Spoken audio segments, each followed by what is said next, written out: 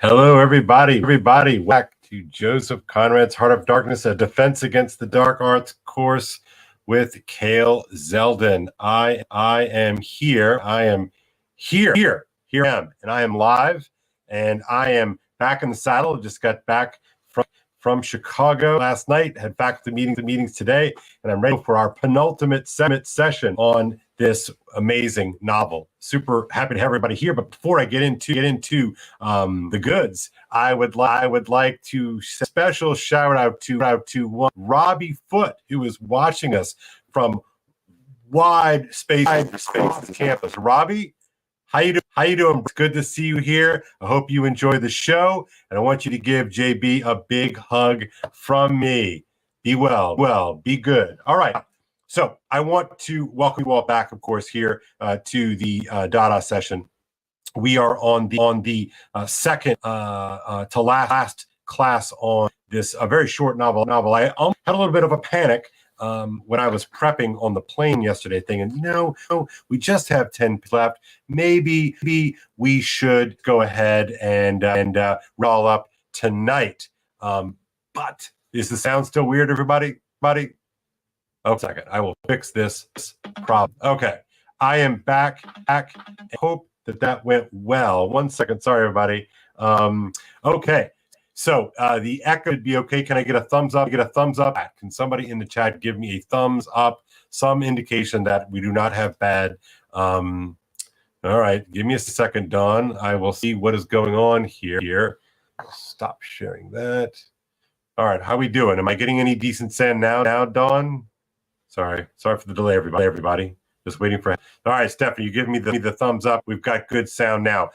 If you missed it, I gave a shout out to one Robbie Foote, and he is watching from across campus today. Robbie, one more time. See you. I hope you are all smiles. You're my inspiration today. I'm not sure what the stutter is about, Cassie. My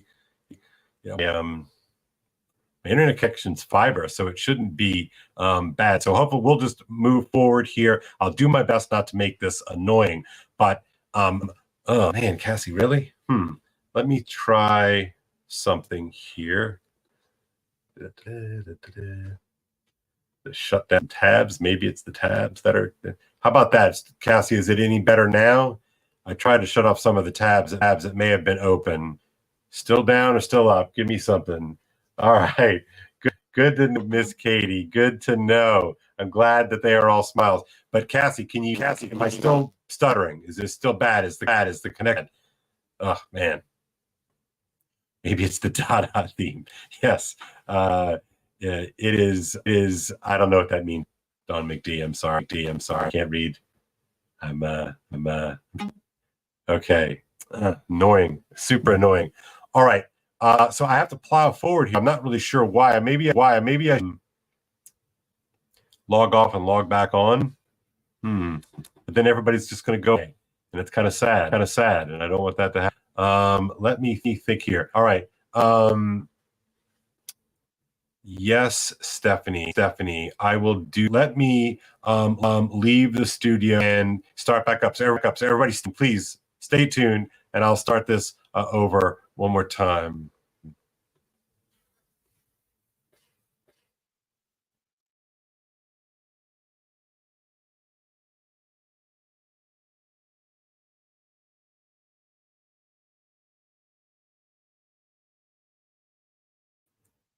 All right, folks, is that any better? Is that any better? Oh, hi, Karen. How you doing? Good to see you there in the chat. Can you let me know, Spirit of St. Clair, is it better or worse? Yes or no? Is it good or bad? Maybe I need a good or bad. Stephanie, you can chime in. Do not let me forget your question, Stephanie. I would love to get your question. Better. Okay, Karen, we're just going to go ahead and give it a shot here. Let me just turn on the YouTube real quick and I'll mute it just in case. My channel, go live there. Yeah, just in case. All right. We're going to give that in. All right, Cassie, so here we go. All right, so I gave my shout out to my friends across the way here, a little stamp in Rhode Island, but we are here for the Defense Against the Dark Arts. And so I would like to put my slides back up here, share my screen. We're going to go to DADA, HOD. We will share. I'll go to presentation. I'm going to go backwards just a minute. Welcome back. And here we are. I'm for this sort of bungled opening here, but you know what? I'm learning. And I would want everything to be perfect, but you know it's not going to happen. So I learn every day. You all can, good to see you, Sourdough Neil. You all can crush me in the comments for my lack of professionalism at another time. But I'm going to go ahead and jump in here. I'm really excited. As I said earlier, while I was stuttering apparently on screen, sorry if the stream was a bit messy at the front.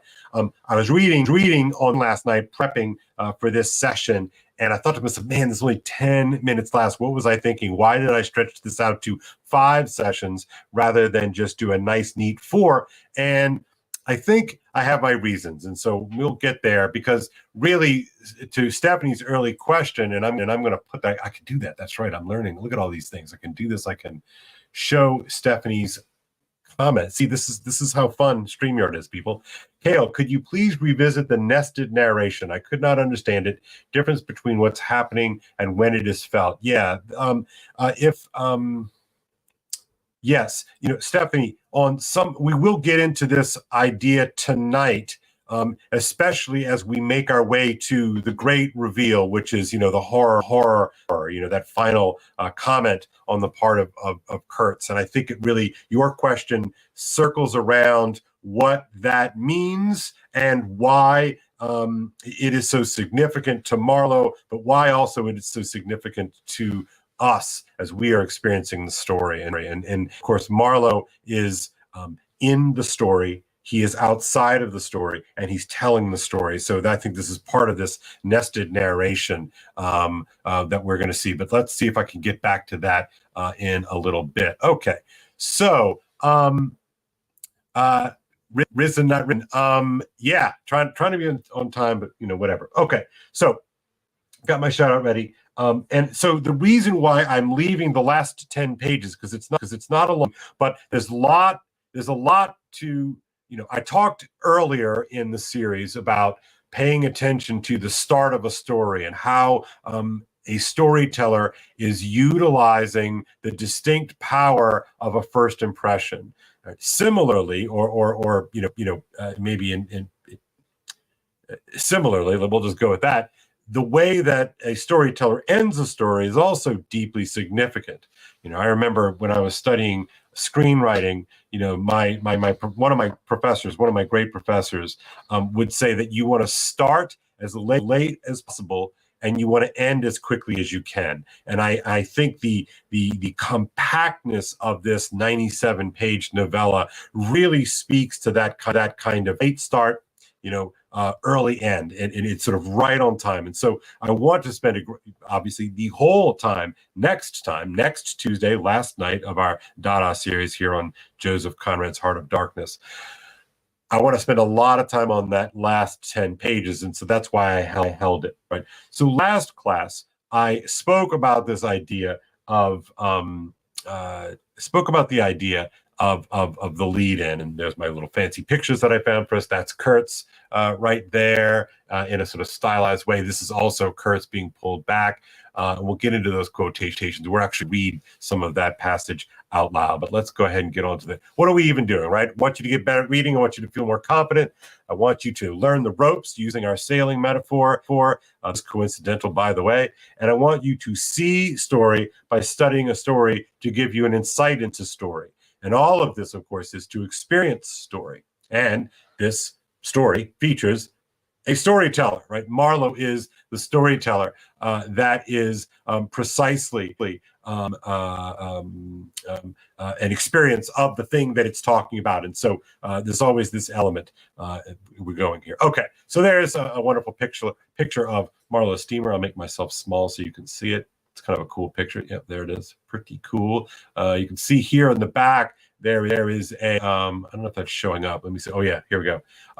No, it's not. All right, well, it doesn't know how it works. But you can see the little paddle in the back. You can see the steamer in the front part of it. You know, it's not a really impressive ship. It's not like one of the tall ships, but it does the trick, and it's powered by steam. You know, the demon of that machine, as the natives would have it, and you know that's sort of part of the backdrop here. Okay, so let's go on to what we always do, which is, you know, what do we see and what do we hear?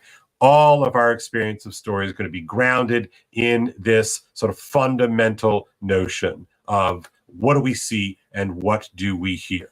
And as I said last time, what happened was we've got the three-part structure. We've got the commission of the mission. Get it? Commission. It is the commission of this adventure, this errand, this task that he is going to go do. And Marlowe is a kind of observing knight, and Kurtz sort of plays the role of the knight, going to do this great work, going on search of the Holy Grail. And yes, of course, I'm going to lean into this a lot next class when we talk the lady, that in theory, Kurtz has gone on this adventure in order to prove his worthiness. He later on will see her as the intended. But anyway, getting over my skis or ahead of my skis here. And then chapter 3, discover. So here we are in chapter 3, and we are going to be talking about the discovery. And well, what does Marlowe discover is the thing. We have anticipated the meeting of Kurtz from last class. And remember I said that I might pick up a new reading, I always like to look at the tail from the previous reading. And we met this Russian figure, and we're anticipating, Marlowe is anticipating hearing the voice of Kurtz. So he anticipates hearing, but he's already read the words, you know, he talks about. Remember what Marlowe said last time. You know, he talks about his soaring rhetoric, this visionary rhetoric. He's talking about pity and science and progress. And he meets the Russian, this lone Westerner, so European, I should say, this Western European man, part of Kurtz's coterie of his army and his audience. And he says at the end, the very end of chapter 2, which is page 67, and you don't have to go. I'm going to read it for you here. Why did they attack us? Marlowe asks. He hesitated. Then the Russian said shamefacedly, they don't want him to go, don't they? I said curiously. He nodded a nod full of mystery and wisdom. I tell you, he cried, this man has enlarged my mind. He opened his arms wide, staring at me with his little blue eyes that were perfectly round. So this strange little interlude with this strange man dressed in motley attire. He says, this man has enlarged my mind, spreading his arms open. And we see this motion several different times. All right, so we go on to chapter 3. So let's go on to chapter 3. I'm going to go up to a picture that I like. There we go. Chapter 3.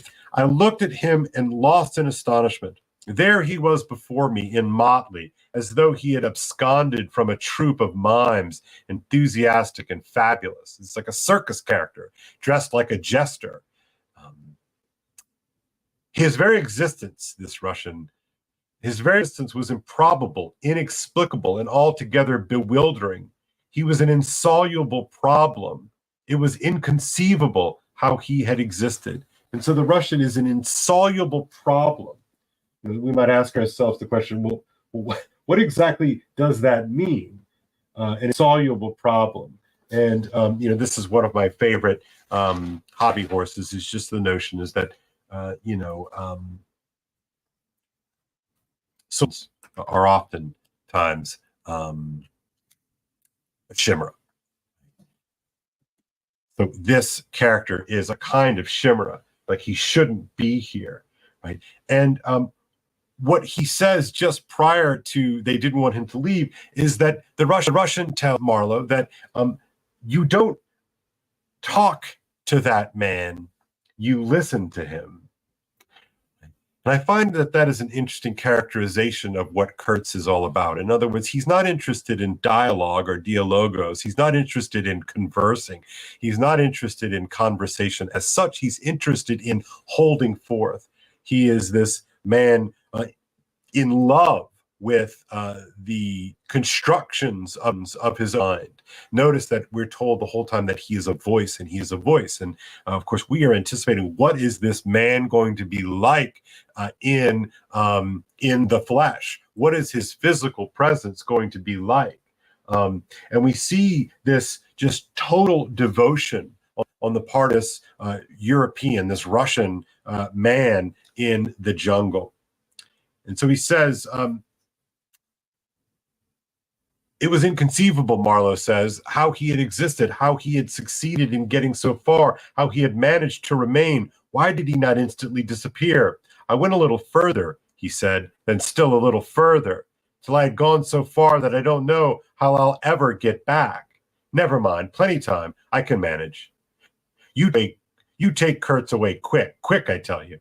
The glamour of youth enveloped his party-colored rags, his destitution, his loneliness, the essential desolation of his futile wanderings. He goes on, skipping a few lines there. I was seduced into something like admiration for this weird, oddly colored Russian figure who is in love in some way with Kurtz. I was seduced into something like admiration, like envy. Glamour urged him on. Glamour kept him unscathed. He surely wanted nothing from the wilderness but space to breathe in and to push on through.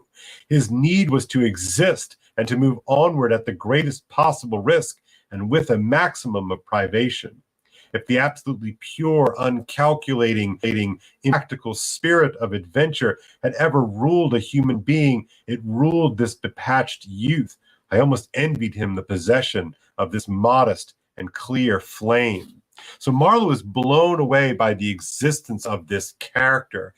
He's sort of this spirit of wandering wilderness. He's almost, he really is a kind of character out of the 60s or 70s. He's sort of going out on some sort of radical adventure into the woods. He's going native almost. And of course, Kurtz goes native in his own sort of way, which is really frustrating. Really frustrating for him to try to understand. Marlowe admires him, and he goes on to say, I almost envied him the possession of this modest and clear. It seemed to have consumed all thought of self so completely that even while he was talking to you, you forgot that it was he, the man before your eyes, who had gone through these things. I did not envy him his devotion to Kurtz, though. He had not meditated over it. It came to him, and he accepted it with a sort of eager fatalism. I must say that to me it appeared about the most dangerous thing in every way he had come upon so far. They had come together unavoidably like two ships becalmed near each other and lay rubbing sides at last. I suppose Kurtz wanted an audience. Because on a certain occasion when encamped in the forest, they had talked all night, or more probably Kurtz had talked. We talked of everything, he said, transported at the recollection. I forgot there was such a thing as sleep. The night did not seem to last an hour. Everything. Of love, too. He talked to you of love, I said, much amused. It isn't what you think, he cried, almost passionately. It was in general. He made me see things. He threw his arm. All right, so this Russian man, of course, is a way that Marlowe has. Notice the way that the story is working. The Russian is a way for us to see something about Kurtz. And we can ask the question, then, well, what exactly is it about Kurtz that has inspired this strange character, this kind of admiration, to the point that he calls it devotion? And so what is one devoted to? Well, you're devoted to some kind of spiritual being, almost godlike being, and you can sort of see the way that Marlowe is riffing on Kurtz as a kind of god, and this is strange. I mean, we have to kind of ask the question, what exactly is going on here? Is it just a metaphor, or is it something else? Right. But the idea that Kurtz wants an audience, it needs an audience, maybe that's a better way to say it. Skipping the next paragraph, on the contrary, it starts, on the contrary, it appears their intercourse had been very much broken by various causes. He had, as he informed me proudly, managed to nurse Kurtz through 2 illnesses. He alluded to it as you would to some risky feat, but as a rule, Kurtz wandered alone far in the depths of the forest. And so it's not like the Russian and Kurtz are friends exactly. In fact, Kurtz remains this extremely dangerous figure, it would appear. You notice that in the parentheses there, he alluded to it as you would to some risky feat, his nursing of Kurtz back to health. And so there's a real kind of danger going on here. Kurtz wandered alone far in the depths of the forest. Very often coming to the station, I had to wait days and days before he would turn up, he said. Oh, it was worth waiting for sometimes. What was he doing? Exploring or what? I asked. Oh, yes, of course. He had discovered lots of villages, late too. He did not know exactly what direction. It was dangerous to inquire too much, but mostly his expeditions had been for ivory. But he had no goods to trade with by that time, I objected. In other words, he didn't have anything to give to the natives in order to trade. He didn't have trinkets. He didn't have money. He didn't have anything that the natives would want in any kind of material way. There's a good load of cartridges left, even, right? And so not only did he not have anything to trade with them, but he also couldn't threaten them with, he couldn't threaten them with, killing with guns. He answered, looking away. To speak plainly, he raided the country, I said. He nodded. Not alone, surely. He muttered something about the villages around the lake. Right. So what can man do against these tribes? Kurtz got the tribe to follow him, did he? I suggested. He fidgeted a little. He's nervous by this guess on the part of Marlowe. They adored him, he said. The tone of these words was extraordinary that I looked at him searchingly. It was curious to see his mingled eagerness and reluctance to speak of Kurtz. So notice the way in which Marlowe, the character in the story being told by Marlowe, the character in our novel, right? But Marlowe, the character, is recognizing something true about Kurtz by watching the way that the Russian is talking about him. And so we can talk about reputation, and this strange figure being is emerging in our consciousness, removed 2 and 3 different times, but we can watch a reaction. And so the reaction to this is in the Russian's face. He's eager but reluctant to speak. The man filled his life, occupied his thoughts, swayed his emotions, possessed him, perhaps you might say. What can you expect? He burst out. He came to them with thunder and lightning, and they had never seen anything like it, and very terrible. He could be very terrible. You can't judge Mr. Kurtz as you would an ordinary man. No. Now, just to give you an idea, I don't mind telling you, he wanted to shoot me too one, but I don't judge him. Shoot you, I cried. What for? Well, I had a small lot of ivory the chief of that village near my house gave me. You see, I used to shoot game for them. Well, he wanted it and wouldn't hear reason. He declared he would shoot me unless I gave him the ivory, and then cleared out the country because he could do so and had a fancy for it. And there was nothing on earth to prevent him killing whom he jolly well pleased. Right? So it's not like Kurtz's the admiration that the Russian has for Kurtz is because the Russian was treated well by Kurtz. In fact, Kurtz has threatened to kill him, but he's not an ordinary man. He's not an ordinary man, right? Stephanie, you bring up the point. Stephanie makes this comment. This is a good one. When the Russian repeats, "I'm just a simple man," and he is on my mind, is he abdicating? I think you mean, is he abdicating his responsibility? He worships Kurtz and pretends he can't see the darkness of what Kurtz did. Yeah, no, that's good. That's good. I like that.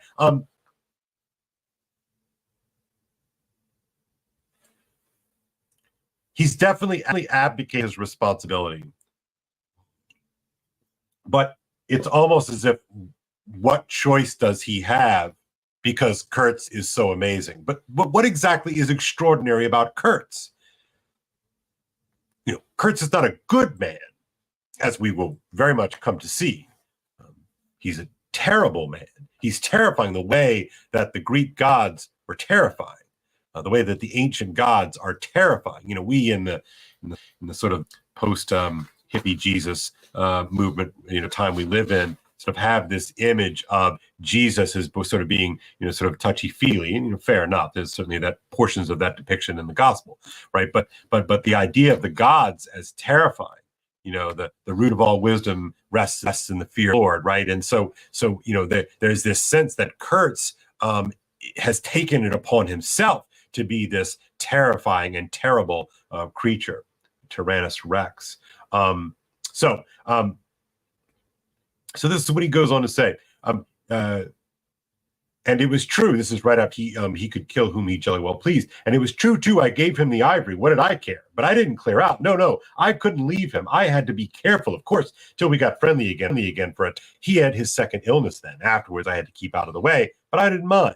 He was living for the most part in those villages on the lake. When he came down to the river, sometimes he would talk to me, and sometimes it was better for me to be careful.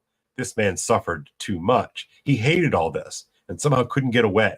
When I had a chance, I begged him to try and leave. While there was time, I offered to go back with him, and he would say yes, and then he would remain, go off on another ivory hunt, disappear for weeks, forget himself amongst these people. Forget himself, Why? He's mad, I said. So notice Marlowe is having the sort of the right reaction, right? Marlowe's like, this is a madman. Like, what you're describing is totally crazy. Okay. And yes, so his, appearing to them with thunder is precisely the sort of the language of some sort of menacing god. So I think you're right there, Cassie. And so Marlowe has the correct reaction, the reaction that I think that we might have, which is like, what you're describing is crazy. This is a madman. Now, notice that later on, Marlowe contradicts himself, but this is what he felt upon hearing these stories. He's a madman, right? He protested. The Russian protested indignantly. Mr. Kurtz couldn't be mad. If I had heard, he says, if I had heard him talk only 2 days ago, I wouldn't dare hint at such a thing. It's just something extraordinary about it. So he takes up his binoculars. Those binoculars will come a little bit later on. Top of page 71. Still the graph going on. It's a super long paragraph, as you can see. My gosh, it's still one big long paragraph. Might edit Conrad a little bit, add a paragraph there just for sake of keeping track of things. But anyway, there was no sign on the face of nature of this amazing tale that was not so much told as suggested to me in desolate exclamations, completed by shrugs, in interrupted phrases, in hints ending in deep sighs. And I think that detail tells us that Marlowe knows, by the way in which this guy is telling him the story about Kurtz, that he's not making it up. And I think that's important. So, part of the reason why you have this framing structure and this nested storytelling structure is sort of an increase in faith and veracity. So he's inserting into the narrative possible overreactions or misreactions, maybe. He's going to stick with it. The woods were unmoved, like a mask, heavy like the closed door of a prison. They looked with the air of hidden knowledge, of patient expectation, of unapproachable silence. The Russian was explaining to me that it was only lately that Mr. Kurtz had come down to the river, bringing along with him all the fighting men of that tribe. He had been absent for several months, getting himself adored. I suppose, and had come down unexpectedly with the intention, to all appearance, of making a raid either across the river or down the stream. So is Kurtz some sort of warlord? Is he some sort of warlord god? What is this character? And why are they adoring him exactly? Evidently, the appetite for more ivory had gotten the better of the, what should I say, less material aspirations. So what is a material aspiration? Well, of course, it's the hoarding of gold, or in this case, it's the hoarding of ivory. But what might a less material aspiration be in such a story?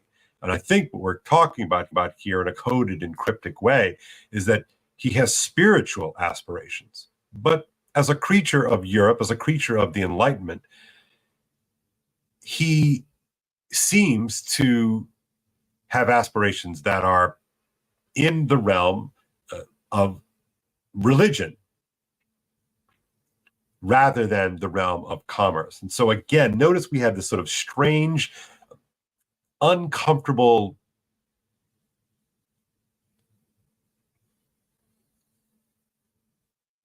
interests that are going on at any one time, right? You've got the sort of the interests of the corporation, and you've got the interests of civilization or light or whatever this is. So it's really complicated. It's that cover story that we were talking about earlier. But he has these less material aspirations. However, he had got so much worse suddenly. I'd heard he was lying here helpless, and so I came up, took my chance, the Russian. Oh, he is bad, very bad. I directed my glass to the house. There were no signs of life, but there was the ruined roof. So remember, now they're looking back at the hut. Remember, there were these little posts around a fence that is no longer there. There were no signs of life, but there was this ruined roof, the long mud wall peeping above the three little square window holes, no two of the same size. All this brought within reach of my hand, as it were. And then I made a brusque movement, and one of the remaining posts of that vanished fence leaped up in the field of my glass. You can imagine this, right? He's sort of scanning the horizon with his binoculars, and all of a sudden, something really up close. He sees it, and it comes into focus. He says, "You remember I told you I had been struck at the distance by certain attempts at ornamentation, rather remarkable in the ruinous aspect of the place. Now I had suddenly a nearer view, and its first result was to make me throw my head back as if before a blow. Then I went carefully from post to post with my glass, and I saw my mistake. These round knobs were not ornamental, but symbolic.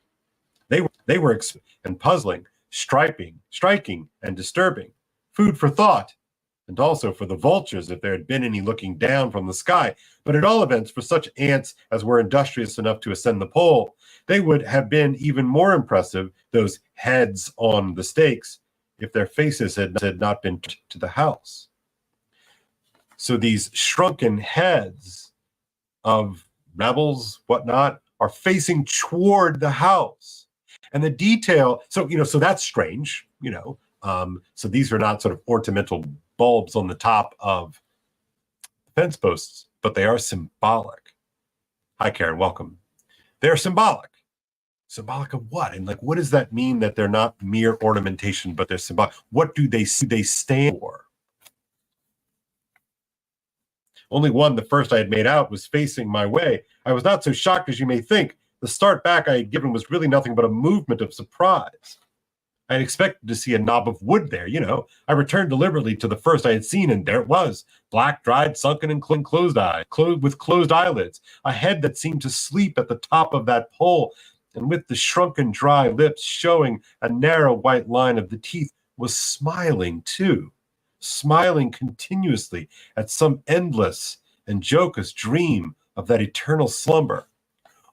Yes, because that's funny.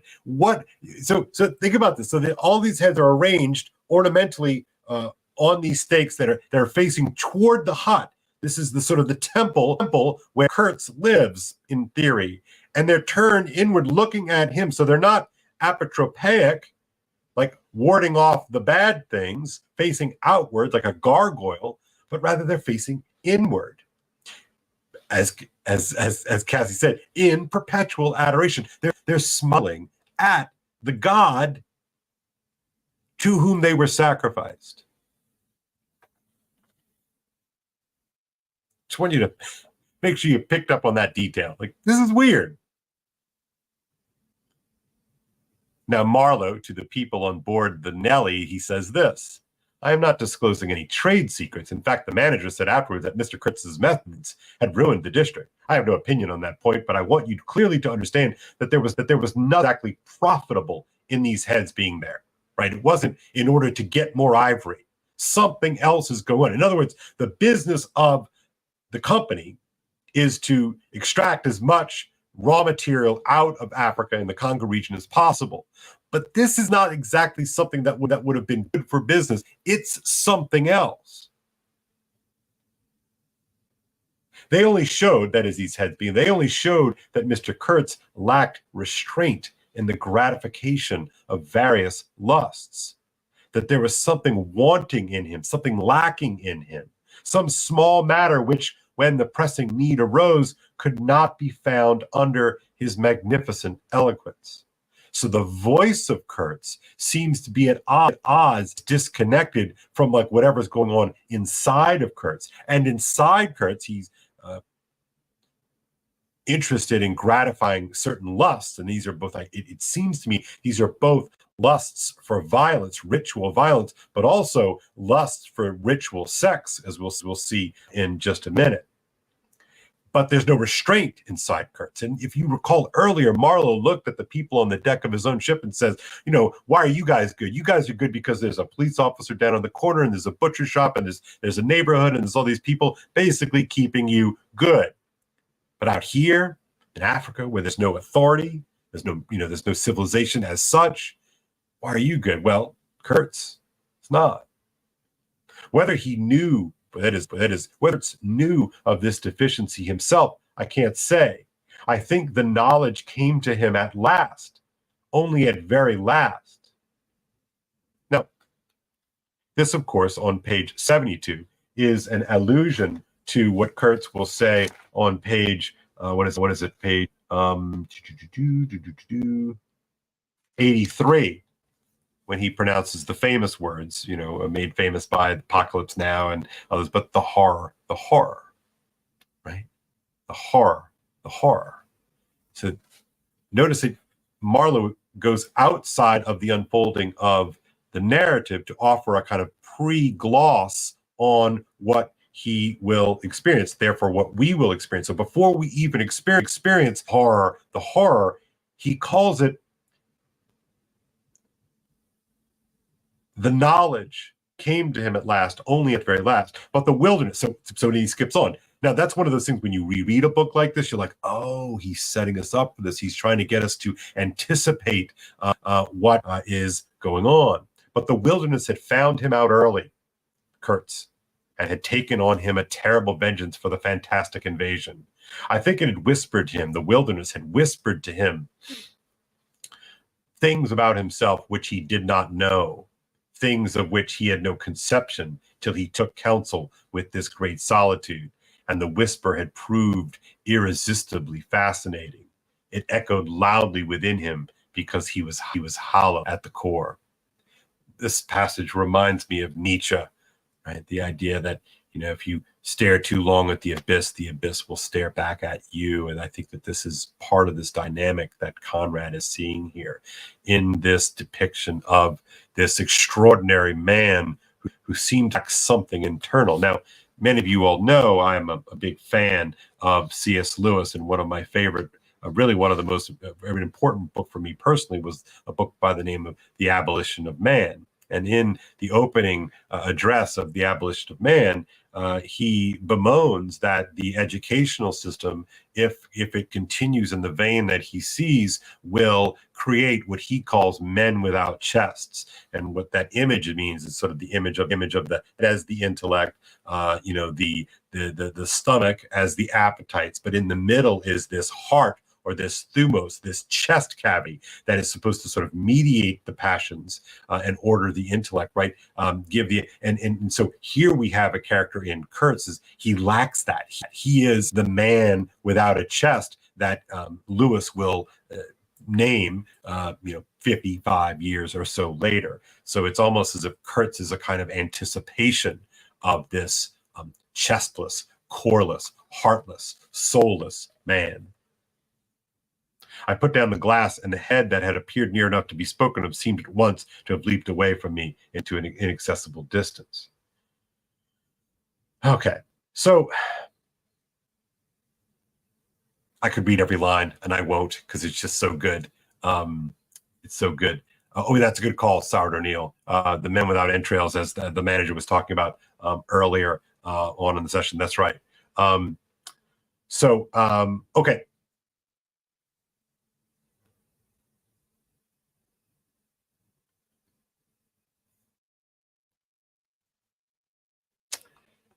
So the Russian then will say, of course, that, whose fault is this? Well, it's not Kurtz's fault, right?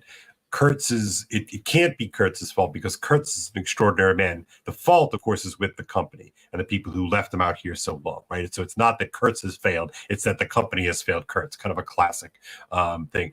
Dawn, yes, this is exactly. Elliot invokes precisely Mr. Kurtz in the Hollow Man. Yeah, which is an extraordinary moment because it sort of in one part sort of makes. Automatically makes The Heart of Darkness such an important work when Eliot quotes him, about 20 years later. So yeah, an extraordinary moment on this. Okay, so now, as you might imagine, your anticipation to actually meet Kurtz in the flesh is really tweaked high at this point. Okay, so I've been hearing about this Kurtz, hearing about these crazy things that he's done. We have got to now meet Kurtz. Now, let's look at we meet. The next paragraph. Suddenly, round the corner, that's the way this paragraph starts. I think it's 2 paragraphs down. Suddenly, round the corner on page 73 for the Penguin edition. Suddenly, round the corner of the house, a group of men appeared as though they had come from the ground. They waded waist deep in the grass in a compact body bearing an improvised stretcher in their midst. Instantly, in the emptiness of the landscape, a cry arose whose shrillness pierced the still air like a sharp arrow flying straight to the very heart of the land, and as if by enchantment, streams of naked human beings with spears in their hands, with bows, with shields, with wild glances and savage movements, were poured into the clearing by the dark-faced and pensive forest. The bushes shook, swayed for a time, and then everything stood still in attentive immobility. Now, if he does not say the right thing to them, we're all done for, said the Russian at my elbow. It's like, so this is perilous, to say the least. I saw the man in the stretcher. So this is Marley, and this is our physical introduction to this person, this extraordinary man that we've been hearing from. His voice, his conversation, his ability to enlarge your mind. This is what we see. I saw the man on the stretcher sit up, lank, with an uplifted arm above the shoulders of the bearers. Let us hope that the man who can talk so well of love in general will find some particular reason to spare us this time, I said. And you can notice Marlowe's at this point. Marlowe is just annoyed by this whole situation. Like, how have I gotten here? This is so annoying. I resented bitterly the absurd danger of our situation, as if to be at the mercy of that atrocious phantom had been a dishonor necessity. I could not hear a sound, but through my glasses, I saw the thin arm extended commandingly, the lower jaw moving, the eyes of that apparition shining darkly far in its bony head that nodded with grotesque jerks. Kurtz. I mean, short in German, don't it? Well, the name was as true as everything else in his life and death. He looked at least 7 feet long. His covering had fallen off, and his body emerged from it pitiful and appalling as from a winding sheet. I could see the of his ribs all astir, the bones of his arm waving. It was as though an animated image of death carved out of old ivory had been shaking its hand with menaces at a motionless crowd of men made of dark and glittering bronze. I saw him open his mouth wide.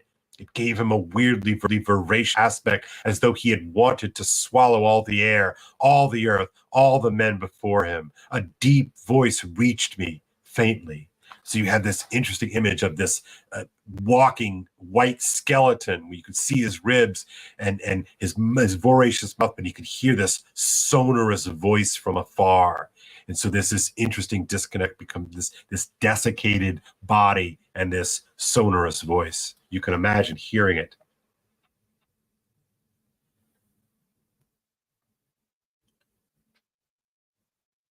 Next paragraph.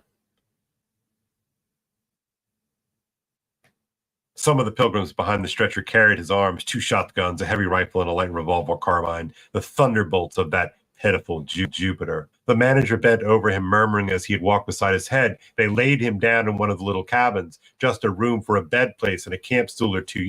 We had brought his belated correspondence, and a lot of torn envelopes and open letters littered his bed.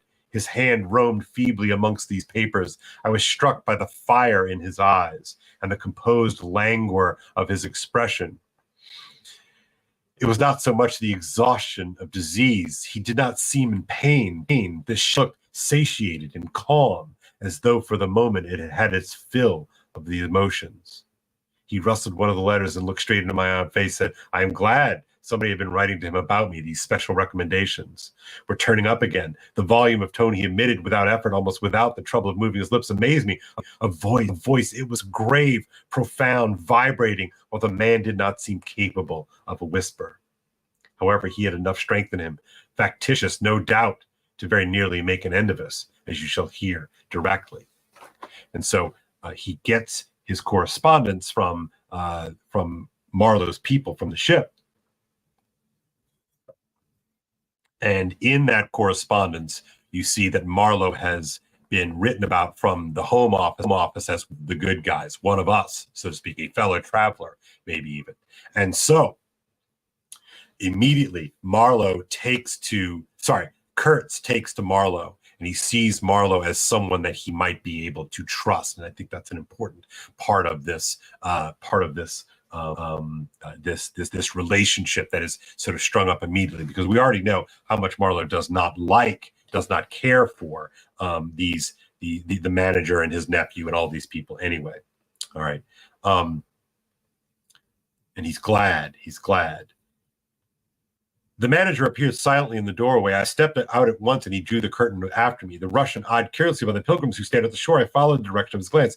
Dark human shapes could be made out in the distance, right? Because they're still in a sort of a state. Because if all of this native tribe is sort of operating under the control of Kurtz, all of the European guys here understand that they are still in a heck of a lot. So they have to treat Kurtz kind of delicately, even though they're clearly are going to try to take him away.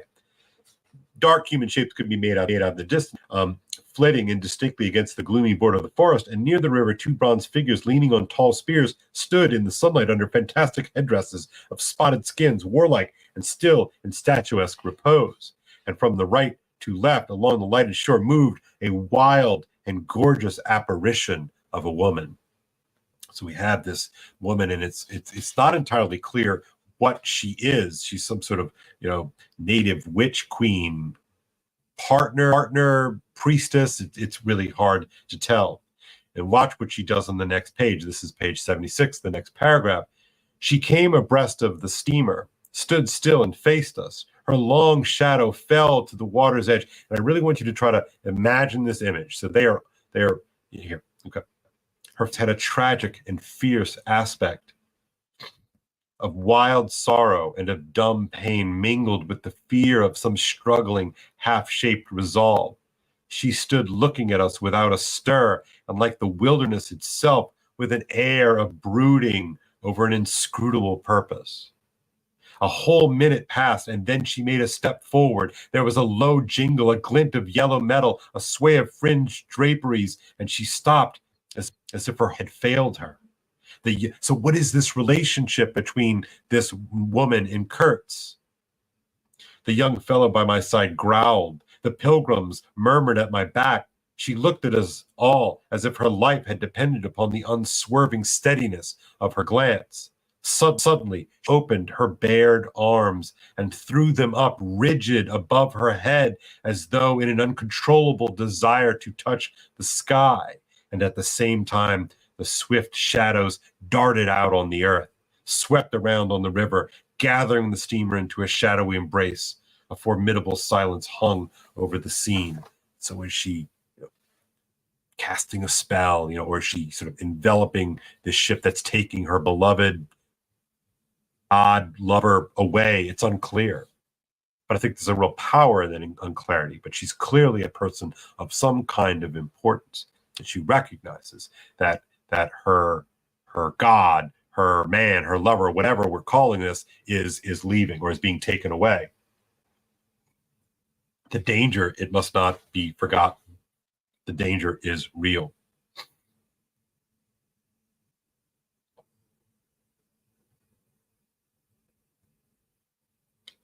Kurtz admits on the top of page 77 that, it's over. At this moment, I heard Kurtz's deep voice behind the curtain. He's arguing with the manager. Save me. Save the ivory, you mean. Don't tell me. Save me. Why, I've had to save you. You are interrupting my plans now. Sick. Not as sick as you would like to believe. Never mind. I'll carry my ideas out yet. I will return. I'll show you what can be done. You with your little peddling notions. You peddler. You traitor. I'm a god. What he's saying, right? You are interfering with me. I will return. The manager came out. He didn't even have to take me under the arm and lead me aside. He is very low, very low. He said he considered it necessary to sigh, but neglected to be consistently sorrowful. So the manager is sort of putting on a show. It's like, it's such a shame that he's in such a bad way.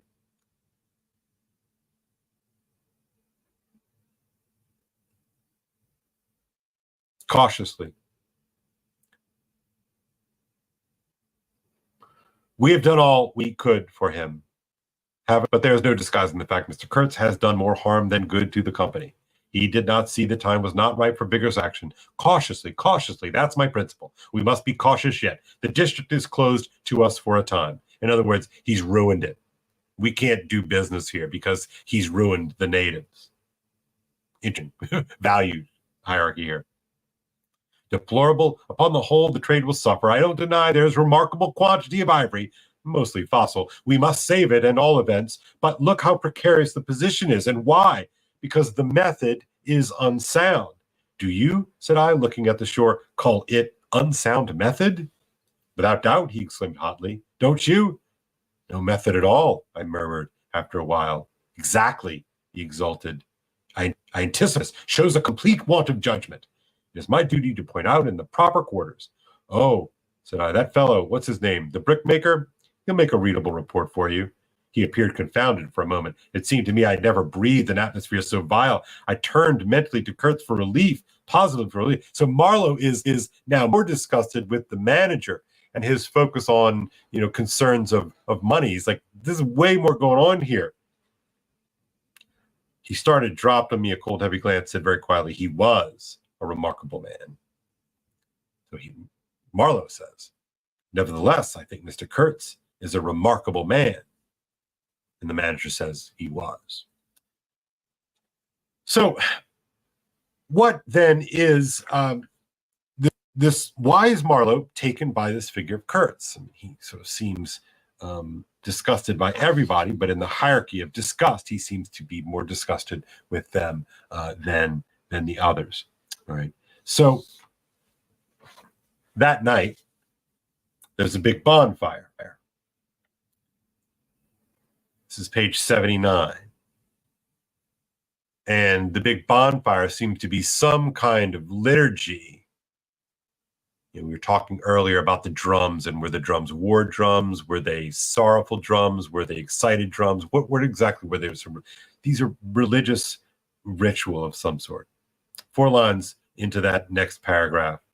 On the hill, a big fire burned, illuminating fitfully a crooked corner of the house. One of the agents with a picket of a few of our blacks armed for the purpose was keeping guard over the ivory. But deep within the forest, red gleams that wavered, that seemed to sink and rise from the ground amongst confused columnar shapes of intense blackness, showed the exact position of the camp where Mr. Kurtz's adorers were keep their uneasy vigil. The monotonous beating of a big drum filled the air with muffled shocks and a lingering vibration. A steady droning sound of many men chanting each to himself some weird incantation came out from the black flat wall of the woods. as the humming of bees comes out of a hive, and had a strong narcotic effect upon my half-awakened senses. Then he looks down, and Mr. Kurtz is not there. So it strikes me as something like out of like Burning Man or something, right? So these drums and the fire and the throbbing and the droning, it's a narcotic effect. It's a kind of a religious technology, as some people talk about it. Some kind of mysterious frenzy. And he looks down, he sees that Kurtz is gone. So the summoning of their god, the invocation of their god, calls Kurtz, sick Kurtz, out from the steamer back to the fire. So then he goes on a mission to find Kurtz. He's got to track him down, right? As soon as I got on the bank, I saw a trail, a broad trail. This is the next paragraph down.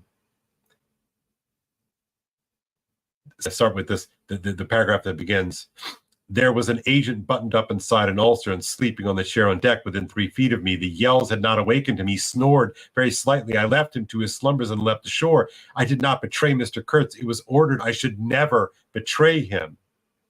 It was written I should be loyal to the nightmare of my choice." I want you to circle that sentence or put a mark next to that sentence, because that will play heavily in the last scene of this novel.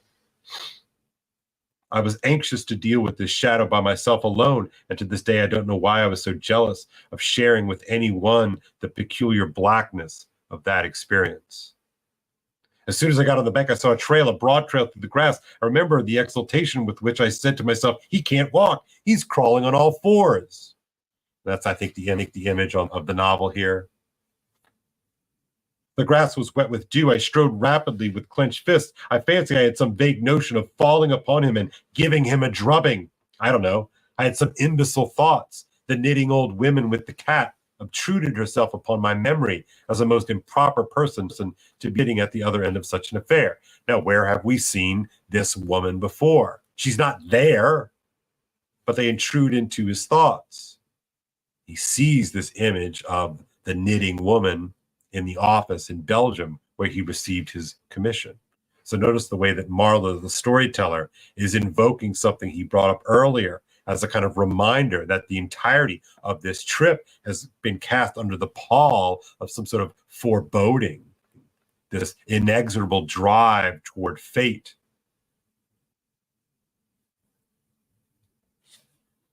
We see an image of a sorcerer in antelope horns, and he comes across him and he says,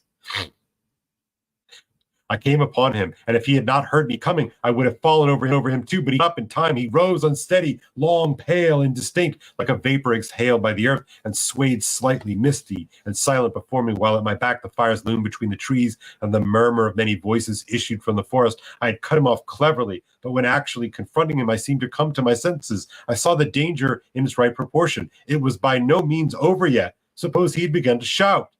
Though he could hardly stand, there was still plenty of vigor in his voice. 'Go away, hide yourself,' he said in that profound tone. It was very, very awful. Back, we were within 30 yards from the nearest fire. A black figure stood up and strode on long black legs, waving long black arms across the glow. It had horns, antelope horns, I think, on its head. Some sorcerer, some witch man, no doubt. It looked fiend-like enough. 'Do you know what you are doing?' I whispered. 'Perfectly,' he answered, raising his voice for that single word. 'Perfectly.' He answered, raising his voice for the single word. It sounded to me far off and yet loud, like a hail through a speaking trumpet. If he makes a row, we are lost, I thought to myself. This clearly was not a case for fisticuffs. Even apart from the very natural aversion I had to beat that shadow, this wandering and tormenting thing, you will be lost, I said, utterly lost. One gets sometimes such a flash of inspiration. I did say the right thing. Now, indeed, he could not have been more irretrievably lost than he was at this very moment, when the foundations of our intimacy were being laid to endure even to the end, even beyond. I had immense plans, he muttered irresolutely. Yes, said I, but if you try to shout, I'll smash your head with. There was not a stick or stone near. I will throttle her good. I corrected myself. I was on the threshold of great things, he said, pleaded in a voice of longing, with a wistfulness of tone that made my blood run cold. And now for this stupid scoundrel. Your success in Europe is assured in any case, I affirmed steadily. I did not want to have the throttling of him, you understand, and indeed it would have been very little use for any practical purpose. I tried to break the spell. the heavy, mute spell of the wilderness that seemed to draw him to its pitiless breast by the awakening of forgotten and brutal instincts, by the memory of gratified and monstrous passions. This alone, I was convinced, had driven him out to the edge of the forest, to the bush, toward the gleam of fires, the throb of drums, the drone of weird incantations. This alone had beguiled his unlawful soul beyond the bounds of permitted aspirations, beyond the bounds of permitted aspirations, right? What exactly does that mean to have these aspirations, these sort of proper aspirations? These fall outside of what is permitted. Who permits? Who doesn't permit, right? So this idea of authority, what happens when you have an extraordinary man like Mr. Kurtz who does not have those restraints, that his desires go far afield from what is proper or good or true? Where does this proper, good, and true come from? Kurtz doesn't seem to have. And don't you see the terror of the position was not in being knocked on the head, though I had very lively sense of that danger too. So I'm not really worried about being like hit in the head. But in this, that I had to deal with a being to whom I could not appeal in the name of anything high or low. I can't say, in the name of God, stop. Because that's not in the equation. In the name of holy, stop. Oof.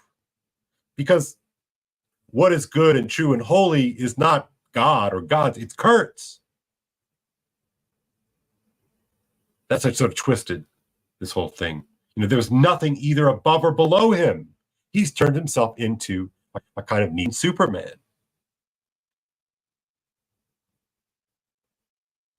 I've been telling you what we said, repeating the phrases we pronounced. But what's the good? The good, common everyday words, the familiar vague sounds exchanged on every waking day of life. But what of that? They had behind them, to my mind, the terrific suggestiveness of words heard in dreams, of phrases spoken in nightmares. Soul. If anybody had ever struggled with the soul, I am the man. And arguing with a lunatic either, believe me or not, his intelligence was perfectly clear. Concentrated, it is true, upon himself with horrible intensity, yet clear. And therein was my only chance, barring, of course, the killing him there and then, which wasn't so good on account of unavoidable noise. But his soul was mad. Being alone in the wilderness, it had looked within itself, and by heavens, I tell you, it had gone mad. I had, for my sins, I suppose, to go through the ordeal of looking into it myself. That's a little bit of a hint of what this is going to do to Marlowe. No eloquence could have been so withering to one's belief in mankind as his final burst of sincerity. Now, of course, that's the second time Marlowe will anticipate the horror. And he calls it here a final burst of sincerity. He means it. He struggled with himself too. I saw it, I heard it.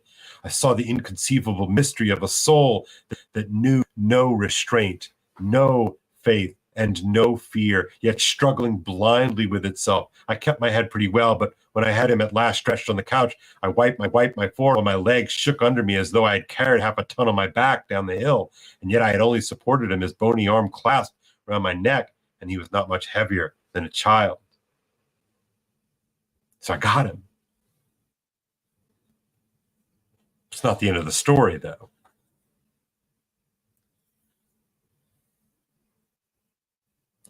We hear on the next page, at the end of that paragraph, the deep murmurs of the crowd, interrupted suddenly, were like the response of some satanic litany. He's gotten Kurtz back on the steamer, and now he's trying to leave in the steamer. We carried Kurtz into the bloodhouse. There was more air there. Lying on the couch, he stared through the open shutter. There was an eddy in the mass of human bodies, and the woman with helmeted head and tawny cheeks rushed out to the very brink of the stream. She put out her arms, shouted something like she's casting a spell. And all that wild mob took up the shout in roaring chorus of articulated, rapid, breathless utterance. "Do you understand this?" I asked. He kept on looking out past me with fiery, longing eyes, with a mingled expression of wistfulness and hate. He made no answer. but I saw a smile of indefinable meaning appear on his colorless lips that a moment after twitched convulsively. "Do I not?" he said slowly, gasping as if the words had been torn out of him by a supernatural power.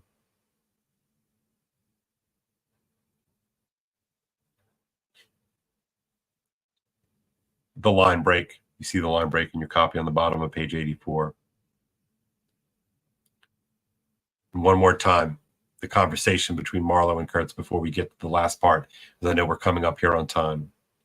Kurtz discoursed, a voice.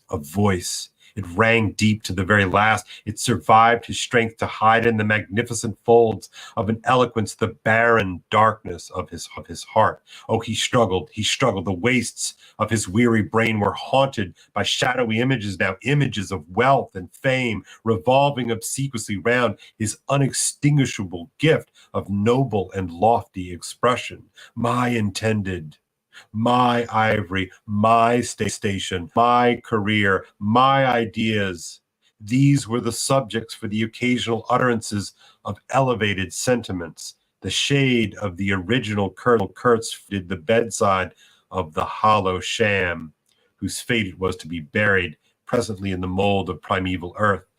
But both the diabolic love and the unearthly hate of the mysteries it had penetrated fought for the possession of that soul, satiated with primitive emotions, avid of lying, a sham distinction of all appearances of success and power.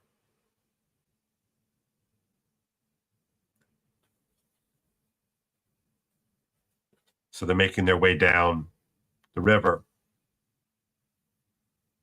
One morning, this is that paragraph. One morning, he gave me a packet of papers and a photograph, the lot tied together with a shoestring. And I love the image of this, right? The image of this he is been given by this dying man his personal effects, papers and a photograph, his memory. "Keep this for me," he said. "This noxious fool," meaning the manager, "is capable of prying into my boxes when I'm not looking. In the afternoon, I saw him. He was lying on his back with closed eyes, and I withdrew quietly, but I heard him mutter, 'Live rightly, die, die.' I listened. There was nothing more. Was he rehearsing some speech in his sleep, or was it a fragment of a phrase from some newspaper article he had been writing for the papers and meant to do so again for the furthering of my ideas? It's a duty. His was an impenetrable darkness." Skip to the next paragraph. "One evening, coming in with a candle, I was startled to hear him saying a little tremulously, 'I am lying here in the dark, waiting for death.' The light was within a foot of his eyes. I forced myself to murmur, 'Oh, nonsense,' and stood over him as if transfixed." Anything, and this is really what I want to get to tonight, and we'll end it in just a minute. Anything approaching the change that came over his features. So really picture, remember, what do you hear? What do you see? This is really a culminating point, and I really want you to pay attention. Anything approaching the change that came over his features, I have never seen before and hope never to see again. Oh, I wasn't touched. I was fascinated. It was as though a veil had been rent. I saw on that ivory face the expression of somber pride, of ruthless power, of craven terror, of an intense and hopeless despair. Did he live his life again in every detail of desire, temptation, and surrender during that supreme moment of complete knowledge? Third time, which he is anticipating these final words. The supreme moment of complete knowledge. He cried in a whisper at some image, at some vision. He cried out twice, a cry that was no more than a breath. The horror, the horror. I blew the candle out and left, and the pilgrims were dining in the mess room, and I took my place opposite the manager, who lifted his eyes to give me a questioning glance, which I successfully ignored. He leaned back serene with that peculiar smile of his sealing the unexpressed depths of meanness. A continuous shower of small flies streamed upon the lamp, upon the cloth, hands, and faces. Suddenly the manager's boy put his insolent black head in the doorway and said in a tone of scathing contempt, "Mr. Kurtz, he dead." All the pilgrims rushed out to see. I remained and went on with my dinner. I believe I was considered brutally callous. However, I did not eat much. There was a lamp in there, light, don't you know? And outside it was so beastly dark. I went no more near the remarkable man who had pronounced judgment upon the adventures of his soul on this earth. The voice was gone. What else had been there? But I, of course, was aware that the next day the pilgrims buried something in a muddy hole.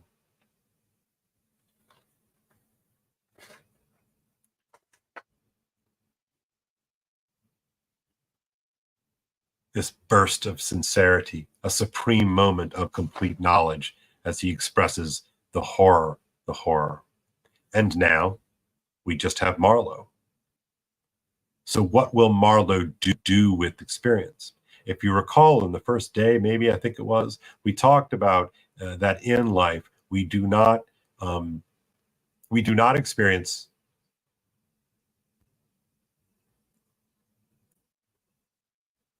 thought and feeling together, but in stories we do. And so Marlowe, the storyteller, by telling story, by making us feel what he is feeling, will compact these two important things together in what we were calling aesthetic emotion. And that's the power of this kind of story, not necessarily the initial experience, but it is the ability to make sense that I think story affords for us. And so now, we know, of course, that Marlowe lives. I mean, he's the one telling us the story. That's something that happened later on. But here in this moment, he's moved by it. And now we have to see what he does with these this last section. So that concludes session 4 tonight. I hope you can stick around for the last 10 pages, because I think it's really where we see this very important frame to the story. And we might ask, why? Why is this the sequence of the story? What does the horror mean? Why do we have this nested story within a story? Just some questions I hope that we can get to the bottom of next time. So until then, everybody have a great night. Sorry for the opening messiness and the echo. Hope that cleaned up. And I look forward to seeing you all later on. Cheers. God bless.